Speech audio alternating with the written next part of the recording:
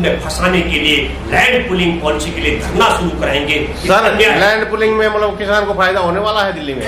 खत्म, किसान लूट जाएगा, पिट जाएगा, कुछ नहीं बचेगा किसान के। नहीं, ये तो कह रहे हैं फायदा होगा हमें। आप देखिए, जो आप कह रहे हैं फायदा होना है, मुझे बताइए कि डीडीए में आपको मालूम है कि नहीं, डीडीए में बहुत बड़ी फौज हमारे देश के आईएएस ऑफिसरों की है, डीसी से लेकर के जो कमिश्नर होते हैं, और वो बहुत बड़ी फौज भी अपने हजारों हजार फ्लैट नहीं बेच पा रही है, खंडर में तब्दील हुआ है। तो मैं ये कहना चाहता हूँ, जिसको पूरी भारत सरकार से लेकर के इतना बड़ा संस्थान न दे सकता हो, उसको मेरे कंझावला का या बवाना का किसान कैसे कहाँ बेचेगा, ये चिंता का विषय। मैं ये बात कहना चाहता हूँ, इस लैंड पुलिंग पॉलिसी में एक इंच जमीन किसान को नहीं मिलेगी। वो जो जमीन है, विकास योजनाओं के अलावा जो बची हुई 60% जमीन, उस पर वो योजनाएं लागू की जाएंगी जो 2041 के मुताबिक तैयार है।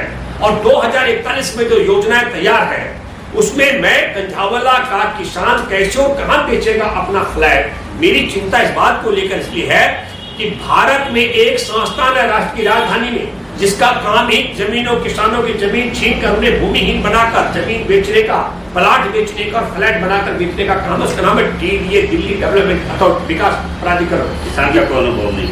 मैं कह रहा हूँ, दिल्ली विकास प्राधिकरण के हजारों हजार फ्लैट, बड़े जनता फ्लैट से लेकर एलआईजी और एमआईजी और एचआईजी खंडर हो रहे हैं, उनको बेच नहीं पा रहा है डीडीए।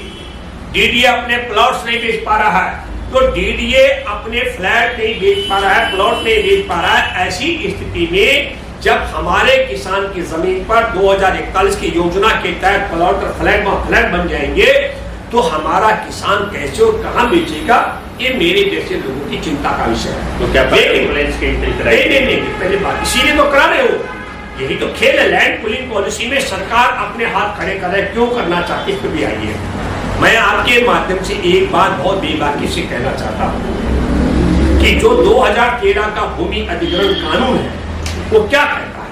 वो कहता है कि टोटल जमीन जो आपकी जाएगी, उसका 10% विकसित करके आपको आपकी आने वाली पीढ़ियों के लिए वापस दी जाएगी। लैंड पुलिंग पॉलिसी में ऐसा कुछ नहीं है। लैंड पुलिंग पॉलिसी में जो योजना है, आपको वो लागू करनी है, और उसको लागू करने के बाद मुझे लगता है कि जो शेयर होल्डर सिस्टम होगा, बिल्डर तो अपने हिस्से की फ्लैट बेच देगा।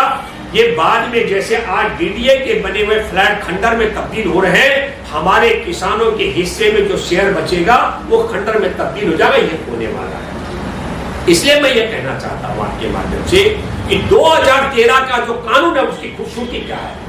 हमारे दिल्ली देहात का कोई गांव ऐसा नहीं है जहां नए सिरे पर, नई कीमत पर अधिग्रहण जमीन की खरीद फरोख्त नहीं हुई है। जरा डॉक्टर साहब आप देखिए कि दिल्ली की सरकार आज से 2-3 साल पहले 2-2 करोड़ रुपए के मुआवजे का ऐलान किया है। दिल्ली की अरविंद केजरीवाल सरकार ने किया है कि नहीं किया? बिल्कुल। तो इसका मतलब है कि अगर 2-2 करोड़ रुपए का ऐलान हुआ है, तो 2013 के कानून के मुताबिक शहर की जमीन को 4 गुना मुआवजा देने का प्रावधान है। इसका मतलब है कि दिल्ली देहात की जो जमीन है, वो लगभग मैं ये मानता हूँ 4 गुना नहीं भी पहुंचेगी तो 3.5 और 3 गुना, अगर रेशियो की बात कर रहा हूं मैं, हो सकता है, लेकिन 4 गुना से लेकर के और 3 गुना तक भी कीमत उस पे किसानों को मिलने वाली है। अब मुझे बताइए कि जिस जमीन पर किसान को आज 2 करोड़ रुपए मिला हो और वो 2 करोड़ रुपए बाजार भाव हो गया, तो उसका 4 गुना मिलना है 8 करोड़ रुपए, 40 करोड़ रुपए, नहीं 8 करोड़ रुपए हो गया।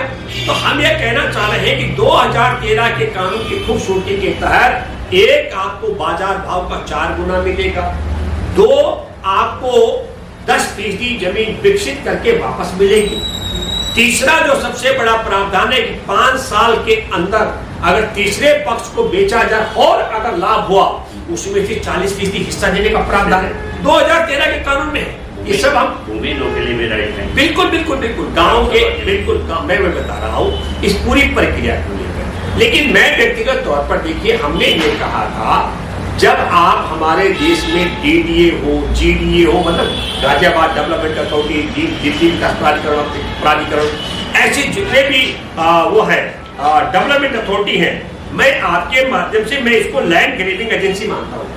बैलेंस प्रक्रिया छेड़ दी। ये लैंड ग्रेबिंग एजेंसी है। ये पूरे भारत में सो कॉल डेवलपमेंट के नाम पर किसानों की जमीन को भूमिहीन बनाते हैं और उस जमीन को फिर विकसित करने के नाम पर फिर बेचने का धंधा करते हैं। हमने ये कहा था कि ये काम हमारा किसान भी कर सकता है। आप मुझे बताइए कि डीडीए जो प्लान बनाया 2041 का प्लान, वो आपका धरातल पर है।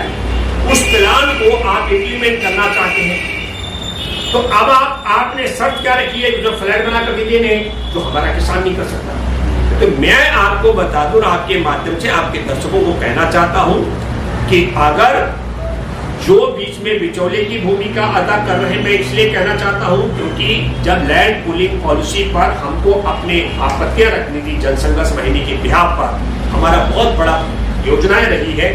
2011 में मैं आपके दर्शकों को बताना चाहता हूं, हमने संसद में मास्टर प्लान को तब्दील कराने का प्रस्ताव पास कराया। मास्टर प्लान को बदलने का ताकत हमारे देश की संसद के अलावा हर किसी में नहीं है। दिल्ली की सरकार और दिल्ली का नगर निगम का कोई हैसियत मास्टर प्लान को बदली करने का नहीं है। जब मास्टर प्लान हम बदली करने की बात करते हैं तो उसके कारण यह है कि दिल्ली में 2000 के करीब अनाधिकृत कॉलोनियां हैं। उन कॉलोनियों को जो पास करने का मास्टर प्लान का जो तौर तरीका है, जो प्रावधान है, वो बहुत खतरनाक है। एक भी कॉलोनी मास्टर प्लान के तहत पास नहीं हो सकती है। इसलिए हमने कहा था मास्टर प्लान को बदली करने के 3 बड़े कारण हैं। एक, जिस जमीन पर मास्टर अनाधिकृत कॉलोनियां आबाद हो चुकी है, नियमितीकरण की सूची में शामिल, वह जमीन कहीं वन भूमि की दिखाई गई है, कहीं सड़कों की दिखाई गई है, कहीं वह अन्य योजनाओं के लिए। तो प्लान बदली करने का मतलब है कि जिस जमीन पर अनाधिकृत कॉलोनियां आबाद है, उन सारी योजनाओं को बदली करके आवासीय भूमि में तब्दील करने का काम किया जाए। 1, 2, जो मास्टर प्लान ये कहता है कि वहां पर कम से कम जो सड़क है, सड़कों की जो चौड़ाई तय की गई है, उस पर कोई कॉलोनी खड़ी नहीं उतरती है। मकानों की हाइट को लेकर के भी दिक्कत है। इसलिए हमने ये कहा था कि मास्टर प्लान बदला जाना चाहिए। मास्टर प्लान को बदलने के लिए ताकि अनाधिकृत कॉलोनी के पक्ष में फैसला हो सके, और वो तब कमलनाथ थे शहरी विकास मंत्री, वो तब्दीली का बाद प्रस्ताव पास हुआ है। अब जो कहा जा रहा है कि मास्टर प्लान 2041 को लागू करो, मैं ये कहना चाहता हूँ कि 2041 का मास्टर प्लान लागू करने से तमाम को दिक्कतें आने वाली है सभी लोगों। और ये इसलिए है कि मैं कहना चाहता हूं, मेरी व्यक्तिगत तौर पर यह राय है कि लैंड पूलिंग पॉलिसी दिल्ली देहात के किसानों को 100% भूमिहीन बनाने का सबसे बड़ा जरिया बनने जा रहा है।